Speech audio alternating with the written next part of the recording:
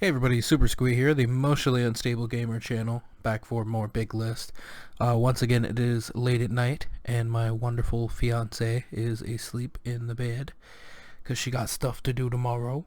So, if I am a little quiet or there's extra pops on the mic, it's just because I'm a bit close. Watching Dan Harmon talk about hoverboard cuckold porn leading to watching Monster House, a fantastically animated movie that has aged visually pretty well considering it is from 2004. Fun fact, that is also when World of Warcraft came out. Also a good movie in general, and interesting premise and plot. Houses deserve to get boned. Or borned. Boned also, considering the things going on in this film. This movie is fucking wild and real cool visually. Love all the naked old people. That is some hot shit. Really cool story. Awesome cinematography. Awesome effects. Wild ass movie. Love it. So, I have heard like a lot of people, or I don't know if it was critics or people or whatever, but I've seen stuff where like people like shat on this movie. It's got some goofy moments, all things considered, but I typically like most of the stuff that comes out of A24, and I really enjoyed this movie. My friend Chris really liked it, and he's the one that recommended it to me. I swear, if he is like this in real life, I'd be slapping that cheek over and over, because he's a big dummy. Makes for good entertainment, though. I laughed, and I cried, and I want to adopt Gada, because he is the best boy and deserves all love and support. I expected this to be like kind of funny, at least because it was Little Dicky, and I enjoy his music, but this show hit a whole other level, and I appreciate that. If you like some good fucked up comedy and need a laugh, you can do much, much worse. Hashtag Gada is the greatest friend ever. Don't you light him. Don't you slight him, Dave, you little shit. Yeah, best part of this show is Gada. You precious boy. Why the fuck did you leave Omega just in the middle of a walkway I had to traverse? And please, for the love of God, let this be the last time you assholes drop a super boss in a chest. I really like the job system in this. I like how you can mix and match abilities on your main class and make custom classes. Still feel like the story is just kind of bleh, but passable. But I did enjoy the characters and the dialogue, as goofy as it can be, and I really love X-Death's design. Once again, Dissidia made characters seem more interesting than they are. Genuinely, this GBA version looks way better than the SNES and PS1 version. I'm coming for them cheeks, Final Fantasy VI.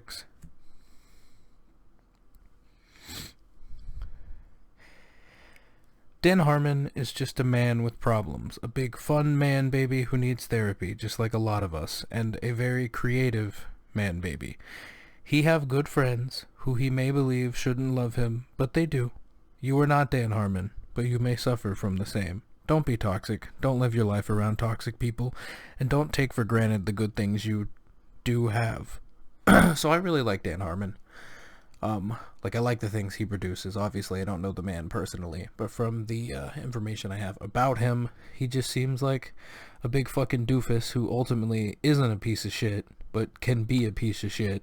And I've met his kind a lot. I've had friends that have been like him. I've been like him. So, I get it. But it's not an excuse to be toxic or to be shitty to the people that love you or that are around you. And at the end of the day, if people leave and you were shitty, it happens. Just don't hate them, because, it's not their fault. And they shouldn't have to take care of you or, fix the problems you have. But if people do stay because they love you that much, because they care about you, and at the end of the day, you're their friend, they're your family, whatever. Don't take that for granted. Don't be a fucking cheese baby. If they would have done a better job marketing this movie as what it was and not as some dumb stoner flick, I don't think it would have bombed so bad. It's genuinely a really good time with awesome action sequences with a guy I'd never believe could do a good job being an action star. Sprinkle some crazy Leguizamo in for good measure. So yeah, this movie was not at all what I expected it to be. I thought it was going to be literally just some dumb, fun, dark comedy that had some, I don't know, action shit in it. I guess occasionally. I don't even think I saw anything that remotely showed that this was going to be an action movie. But yeah, it's an action movie if you didn't know, but you've like seen posters or small trailers for this that didn't show shit. Um, it's got a lot of comedy moments in it, but it's first and foremost like very much an action movie. A pretty good one at that. Like honestly. I absolutely just love documentaries and shows that are like this.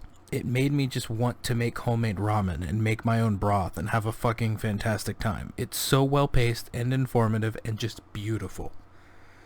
Amazing documentary. Another friend of mine is also seeing this one and loved it.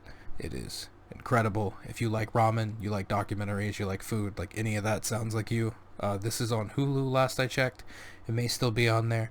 Very good time. If it's not on there, it's totally worth renting if you can find it, like on another streaming service or something. I don't know what I expected from this movie, but I had an absolute blast, and I feel like it ultimately has a lot of good messages. Great acting all the way around and good music, which is a thing I didn't think I'd say for a movie of this genre. I also feel like this movie is super relevant still. There are parts of this movie that are probably always going to be relevant. I'm sorry for all the throat clearing. I've been having all kinds of problems lately, like allergies and everything else, like as soon as the weather changed, and crazy back problems today. I absolutely hate jump scares because they are cheap and don't require any thought.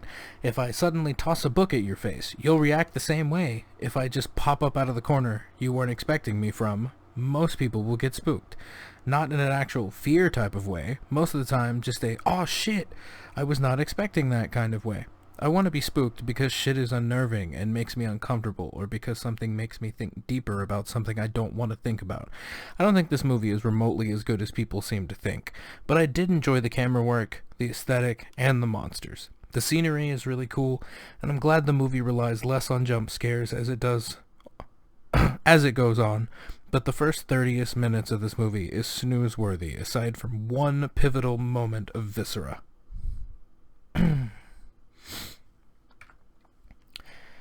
So I expected nothing and was rewarded with extremely simple and engaging gameplay and a wonderful competitive match with my girlfriend. Would play again.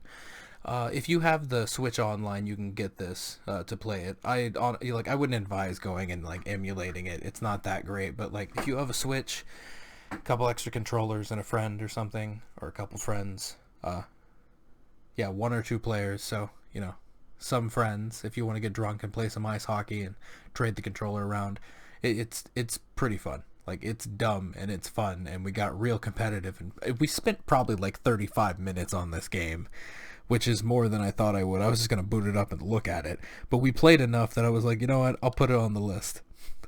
But yeah, that's going to be it for this one. Thank you guys for watching. Be safe out there. Wear your mask. Wash your hands. Don't be an asshole. Love you. Bye-bye.